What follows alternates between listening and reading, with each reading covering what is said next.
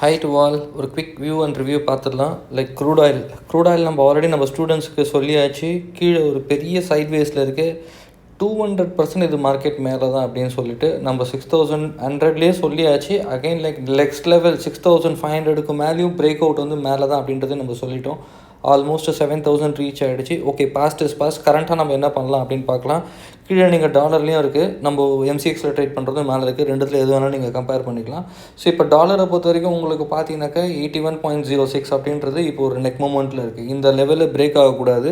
ஒருவேளை பிரேக் ஆகி candle close பண்ணால் என்ன பண்ணலான்றது யோசிக்கலாம். ஃபர்தராக மேலே போகிறதுக்கான சான்ஸ் இருக்கும். அப்படின்னாக்கா 84 லெவல் 84.31 அந்த லெவல்லாம் உடச்சதுன்னா டாலர் எங்கே போகும்னா 87.72 க்ரூட் ஆயில் போகிறதுக்கு நிறைய சான்ஸ் இருக்கும். விச் மீன்ஸ் உங்களுக்கு இங்கே லோக்கலில் சொல்லணும்னா 7200 அபோவ் 7300 அபோவ் மேலே நல்ல பெரிய டார்கெட் இருக்குது அப்சைடில் அப்படின்றத நம்ம பார்க்க முடியுது. ஸோ க்ரூட் ஆயிலில் பொறுத்த வரைக்கும் இப்போதைக்கு நல்ல ஒரு ட்ரெண்டிங் அப்சைடில் தான் இருக்குன்றதை நம்ம பார்க்கலாம். கீழே சப்போர்ட்டை நீங்கள் நார்மலாக எம்சிஎக்ஸில் ட்ரேட் பண்ணுறீங்க அப்படின்னாக்கா இந்தியன் மார்க்கெட்டில் 6100 வச்சுக்கிங்க.